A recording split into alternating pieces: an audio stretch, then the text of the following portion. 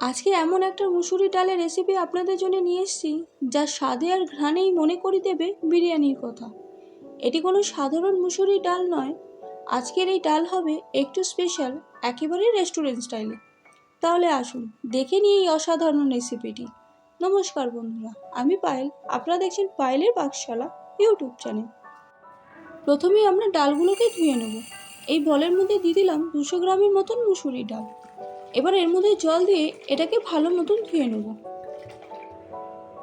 ঠিক এইভাবে 2-3 বার জল পাল্টে পাল্টে এটাকে ভালো করে কচলে ধুয়ে নিচ্ছি। 2-3 বার জল পাল্টে পাল্টে ধুয়ে নিয়েছি। এবার দেখে নেব এর মধ্যে কি কি উপকরণ আমরা নিয়েছি। এখানে উপকরণ বলতে নিয়েছি পেঁয়াজ, টমেটো, আদা, রসুন ও কাঁচা লঙ্কা। এই পেঁয়াজটাকে ঠিক এইরকম স্লাইস করে কেটে নিয়েছি, আর টমেটোটাকেও ঠিক এইরকম ছোট ছোট করে টুকরো করে নিয়েছি।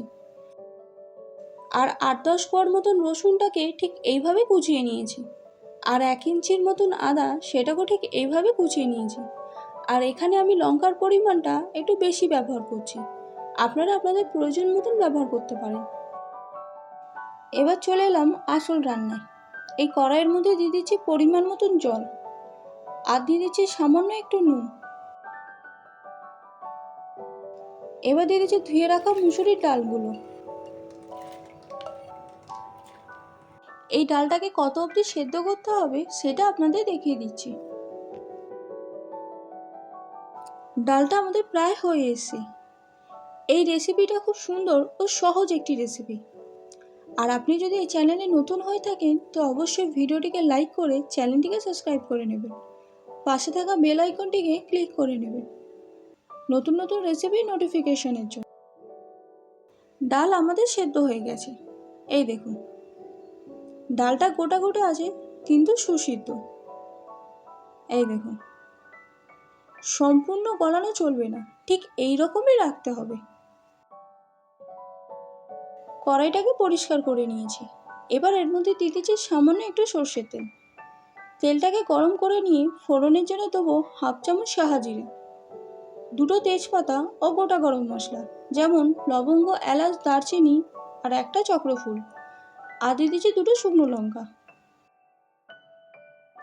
এবারে ফোড়ন থেকে সুন্দর গন্ধ বেরোনোর পর দিয়ে দেবো সেই স্লাইস করে কেটে রাখা পেঁয়াজটা।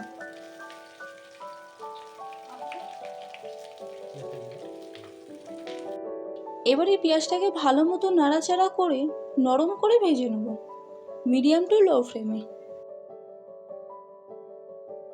পেঁয়াজ আমাদের নরম হয়ে গেছে। এবার ঠিক এই পজিশনে দিয়ে দিচ্ছি কেটে রাখা সেই আদা, রসুন ও কাঁচা লঙ্কাটা। এখানে ঝালের জন্য আমি শুধু কাঁচা লঙ্কাই ব্যবহার করছি, আদার্স কিছু আর দিচ্ছি না। এবার এই আদা রসুনটাকে পেঁয়াজের সাথে ভালো মতন মিশিয়ে নিয়ে একটু ভাজা ভাজা করে নেব, এর কাঁচা গন্ধটা কাটিয়ে নেব। আদা রসুনের কাঁচা গন্ধ কেটে গেছে। এবার ঠিক এই পজিশনে দিয়ে দিচ্ছি পরিমাণ মতো নুন, আর দিয়ে দিচ্ছি কেটে রাখা সেই টমেটো। এই টমেটোটাকে ভালো মতন মিশিয়ে নিয়ে মিনিট 2-1 মতন টমেটোটাকে একটু নরম করে নেব। তারপরে দেবো এই রান্নার আসল জিনিস। এবার দিয়ে দিচ্ছি 1 চামচের মতন কেওড়া ওয়াটার।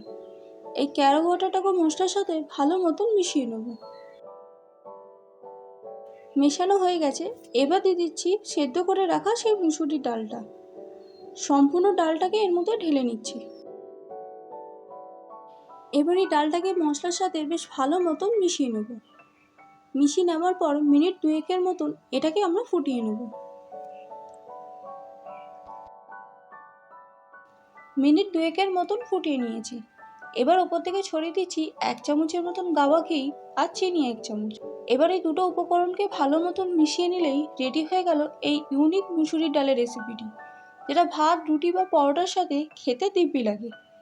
আর ভিডিওটি কেমন লাগলো অবশ্যই জানাবেন, আর ভালো লাগলে লাইক, শেয়ার ও সাবস্ক্রাইব করতে ভুলবেন না। আবারও দেখা হবে আপনাদের সাথে অন্য কোনো রেসিপিতে। ততক্ষণের জন্য আসি, নমস্কার।